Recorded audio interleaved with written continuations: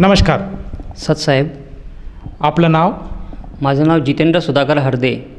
आपण कुठून आलात? मी आडगाव, नाशिक. आपला व्यवसाय काय आहे? मी मार्केटिंगचेच कामं केले आहेत, मार्केटिंग एक्झिक्युटिव्ह म्हणून वेगवेगळ्या प्रकारच्या फील्डमध्ये. संत रामपालजी महाराजांची गुरुदीक्षा आपण कधी घेतली? 8 एप्रिल 2017ला मी संत रामपालजी महाराजांची गुरुदीक्षा घेतली. संत रामपालजी महाराजांच्या शरणात येण्या अगोदर आपण व आपला परिवार कोणती भक्ती साधना करत होतात? संत रामपालजी महाराजांच्या चरणामध्ये येण्याच्या अगोदर आम्ही पूर्ण परिवार जवळजवळ 14 वर्षापासून संत ठाकरसिंग महाराज जे राधास्वामी पंथामधून आहे त्यांची गुरुदीक्षा घेतली होती, त्यांची भक्ती करत होतो. तर त्यांची भक्ती करत असताना अक्षरशः म्हणजे 2002मध्ये त्यांच्याकडून गुरुदीक्षा मी घेतलेली होती, जळगाव खानदेशमध्ये असताना. त्या अगोदर म्हणजे भक्ती मार्गामध्ये येण्याचं जे आहे हे लहानपणापासूनच भक्ती मार्ग म्हणजे माझा आवडीचा असल्याकारणाने 10वीला मी वरंगावमध्ये म्हणजे वरंगाव फॅक्टरी, तिथं वरंगावला पूर्ण मामा वगैरे इथं सर्व नातेवाईक आहेत, तर त्यांच्याकडे शिक्षणासाठी गेलो कारण की परिस्थिती माझी खूपच हालाकीची होती. तर तिथं गेल्यानंतर भक्ती मार्गाची आवड असल्याकारणाने त्यांच्याकडे टी व्ही असताना टी व्हीवरती आम्ही संत आसारामचे सत्संग बघायचो. त्याच्यानंतर तिथं पारंपरिक पद्धतीने मामा आणि इतर लोकांच्या मदतीने भागवत सप्ताह भरायचा. तर भागवत सप्ताह तो पूर्ण 7 दिवसाचा अटेंड करणे, नंतर दिंडीच्या कार्यक्रमामध्ये हजर राहणे, नंतर ज्याप्रमाणे नाचूया कीर्तनाच्या रंगी तसं तिथं खूप काही म्हणजे त्या भजनांमध्ये कीर्तनामध्ये रंगून नाचायचे. अक्षरशः विठ्ठलाची भक्ती तिथं आम्ही तसं करायचो. त्यानंतरही मी एकमेव असा लहान विद्यार्थी म्हणजे 10वीमध्ये असताना तिथं म्हणजे बरेचसे लोक म्हणतात की सत्यनारायणची पूजा हे फक्त पती पत्नीने करायला पाहिजे, परंतु 10वीमध्ये असताना माझं लग्न न झाल्याकारणानेही मी तिथं सत्यनारायणची पूजा केली. पण ती पूजा करत असताना म्हणजे सुपारी बांधून मी पूजा केली होती तिथं. तर ती माझी पहिली पूजा तशी होती. नंतर भागवत सप्ताह वगैरे आम्ही अटेंड करायचो.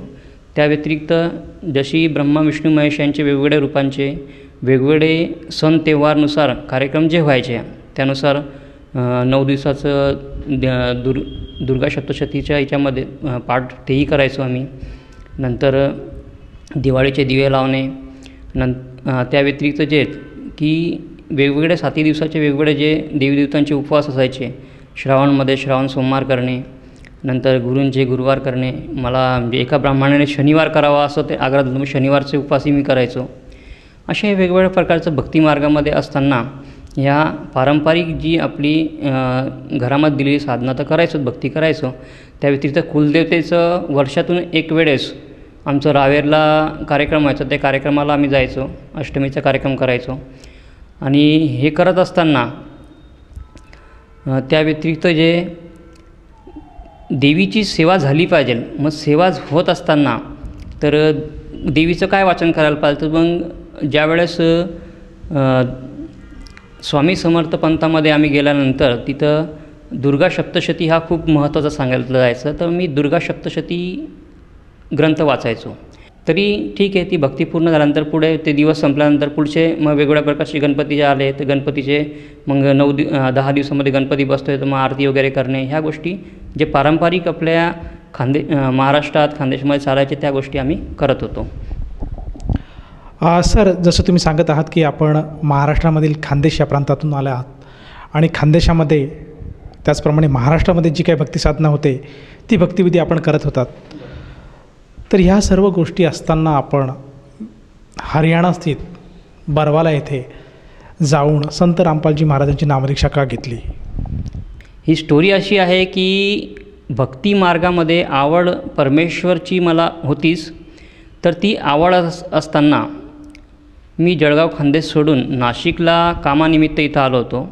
आणि इथं आल्यानंतर मी जळगावलाच ठाकरसिंग महाराजांची गुरुदीक्षा घेतली होती. ती गुरुदीक्षा घेण्याच्या अगोदर कसं आहे की त्याच्या 8 दिवस अगोदर मी इंजिनिअरिंगला असताना मला एक मित्र भेटला, तो ओम शांतीचा करायचा म्हणजे प्रजापिता ब्रह्मकुमारीचा.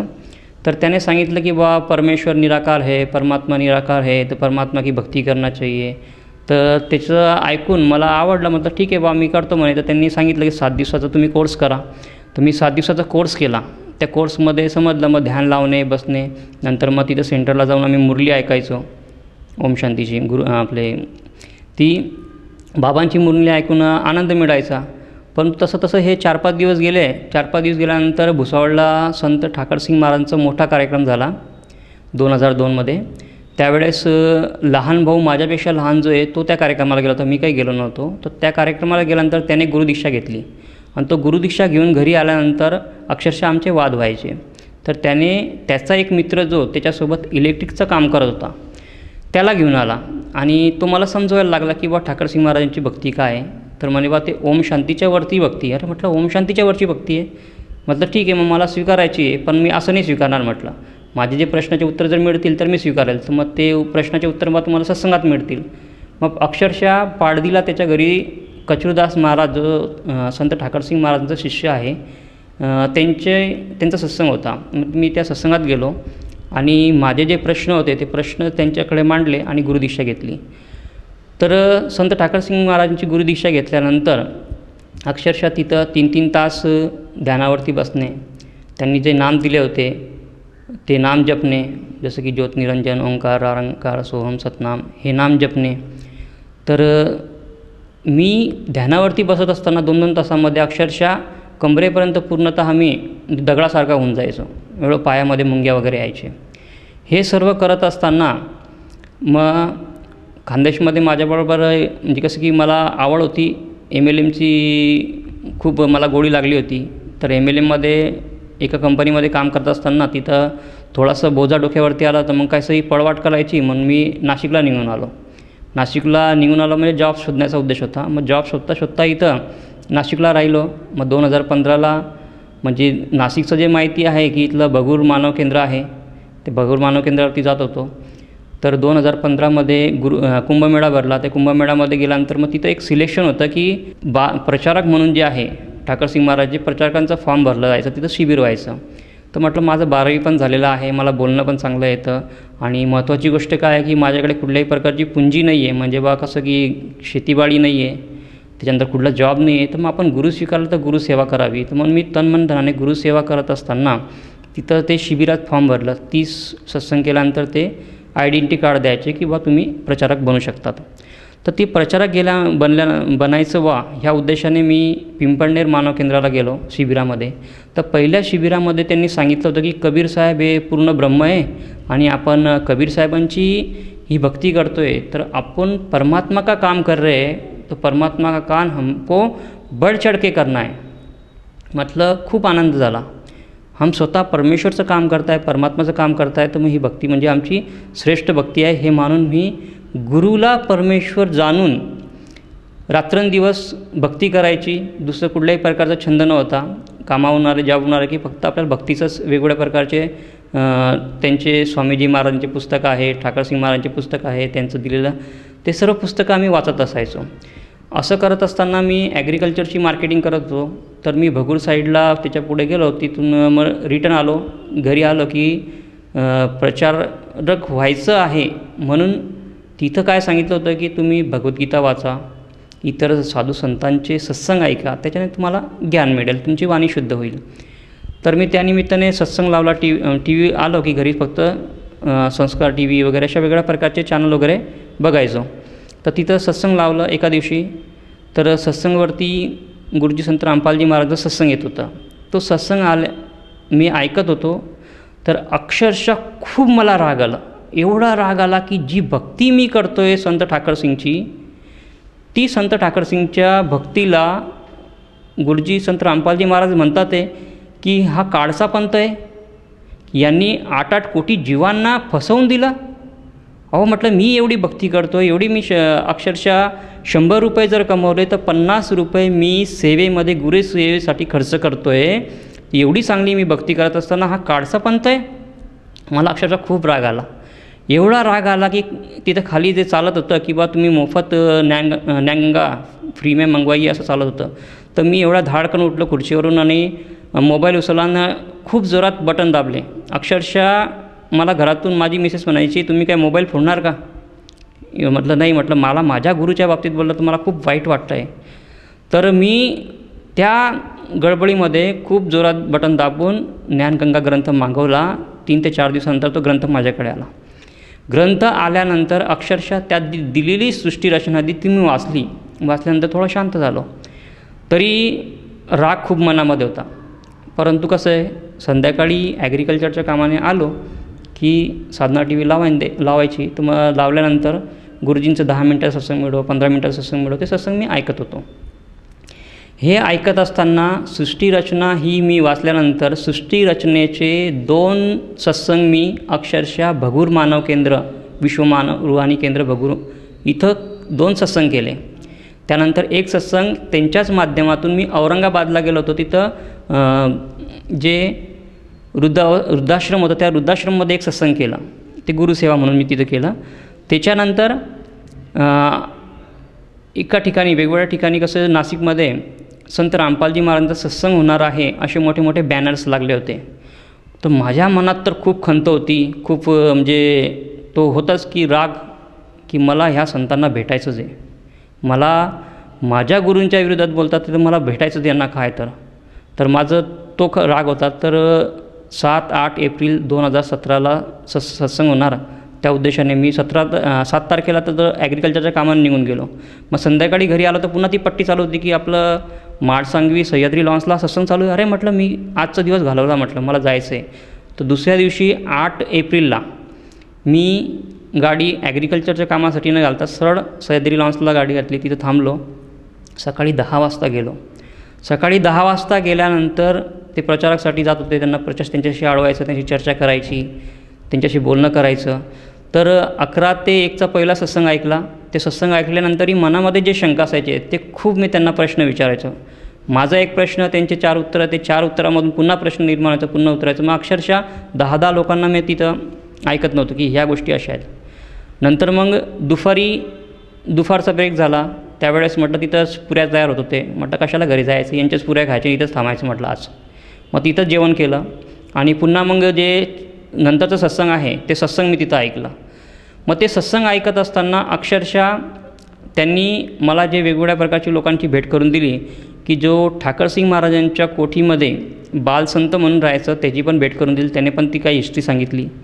त्याच्यानंतर ज्यांच्यावर माझा विश्वास होता, रोहिदास सिंधाने म्हणून उदना यार्डचे, ते त्यांच्या घरी मी गेलेलो आहे ऑलरेडी मैत्र्याचं काम करत असताना. तर त्यांचं त्यांनी इंटरव्ह्यू दाखवलं की हे सुद्धा सत्संगमध्ये अशाच प्रकारचे गुरुजींच्या चरणी आले म्हणे. तर त्यांचं बघितलं, अरे म्हटलं हे आले ना काय अडचणी, मला काही शंका नाही म्हटलं. परंतु तरी पण खंत की नाही तुम्ही असंच का बोलतात.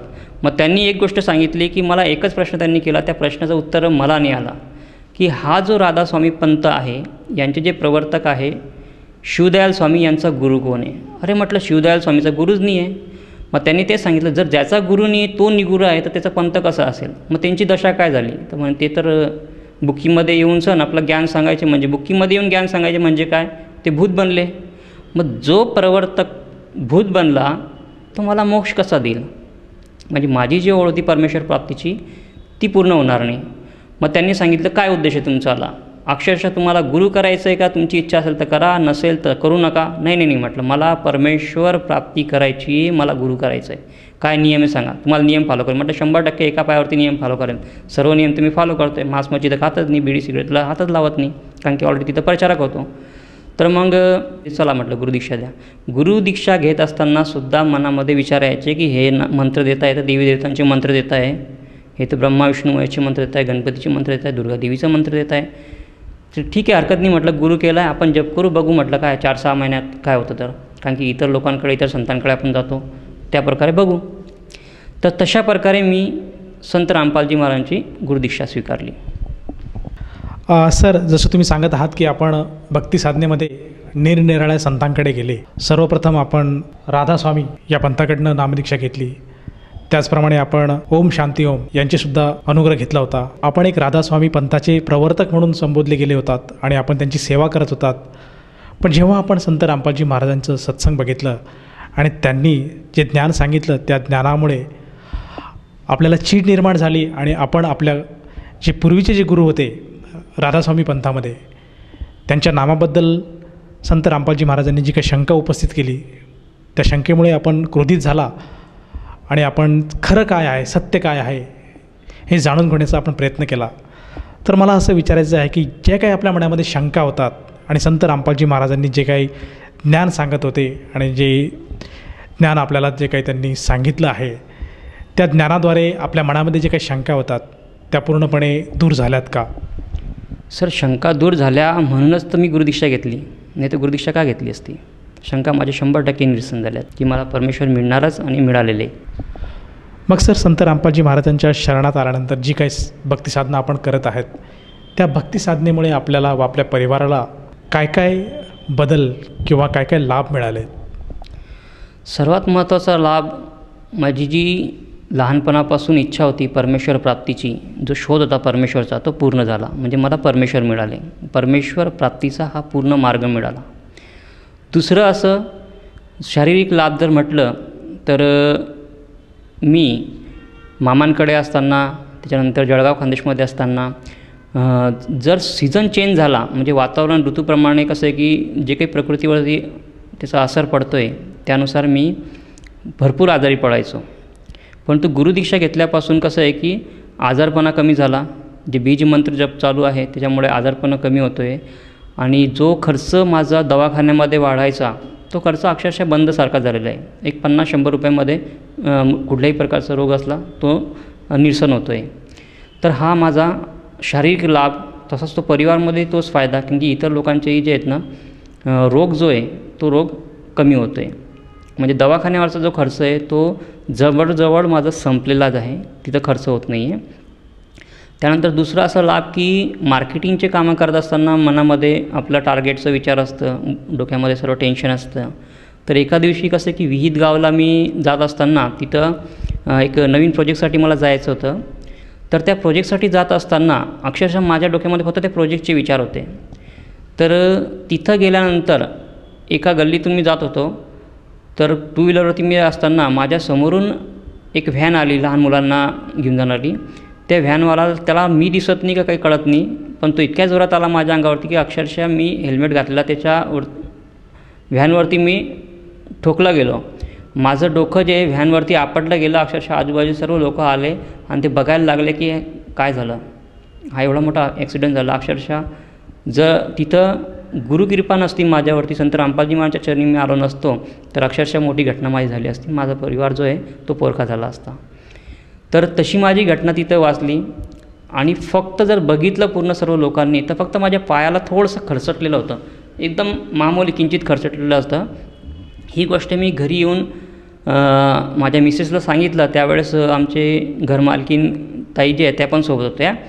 तर त्यांनी सांगितलं, हा तुमचा विश्वास आहे म्हणे गुरुवांचा, म्हणून गुरूंनी तुम्हाला हा इथं वाचवलेलं आहे. तर जगद्गुरू तत्वदर्शी संत रामपालजी महाराजांनी माझ्यावरती ही कृपा केली की माझा तिथं ॲक्सिडेंट झाला, तो त्यातून मी सुखरूप कुठल्याही प्रकारचं दुखापत न झाला न होता इथंच मी थांबलो.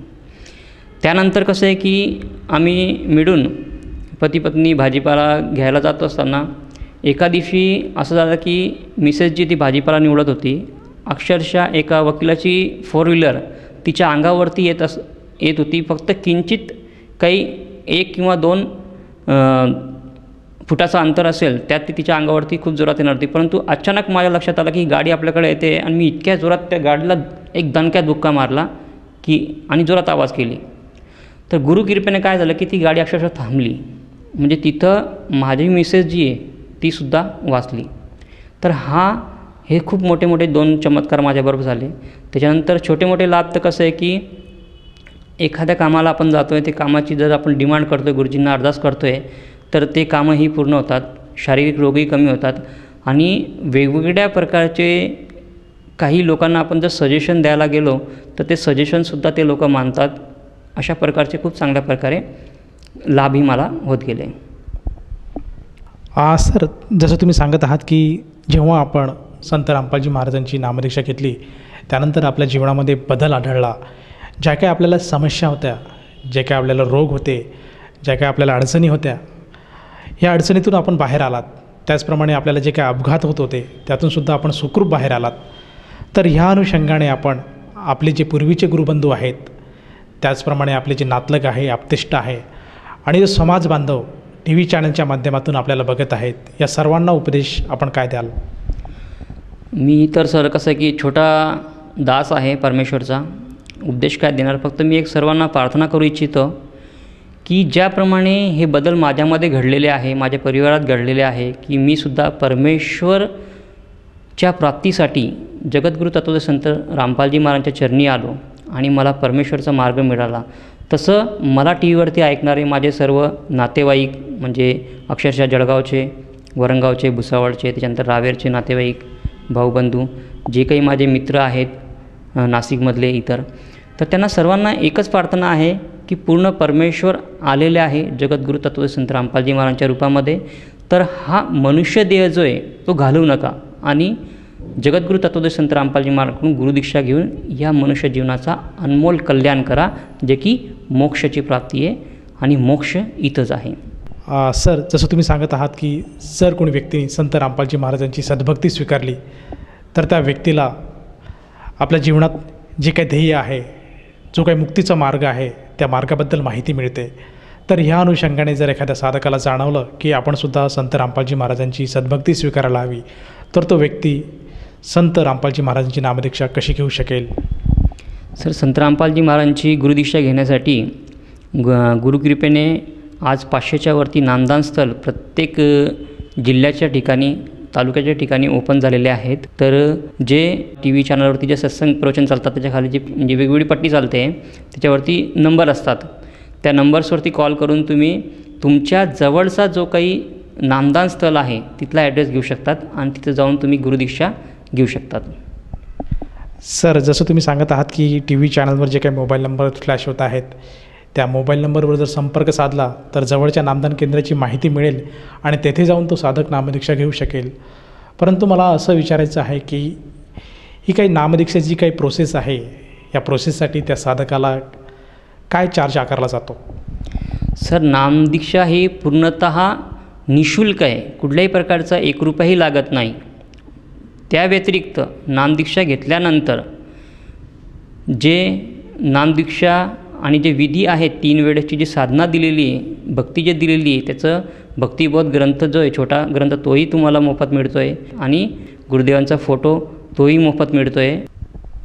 धन्यवाद सतसाहेब. निःशुल्क नामदीक्षा प्राप्त करण्यासाठी आणि अधिक माहितीसाठी संपर्क करा 7030303951 7030303952. आमची वेबसाईट आहे www.jagadgururampalji.org. सर्व पवित्र धर्मांच्या पवित्र शास्त्रांवर आधारित प्रमाणित अनमोल पुस्तक ज्ञानगंगा किंवा जगण्याचा मार्ग यापैकी कोणतेही एक पुस्तक निःशुल्क मागविण्यासाठी आम्हाला आपले पूर्ण नाव, पूर्ण पत्ता, पिनकोड सहित आणि फोन नंबर लिहून 7030303951 7030303952 या नंबरावर SMS करू शकता किंवा आम्हाला 7030303950 या नंबरावर WhatsApp देखील करू शकता.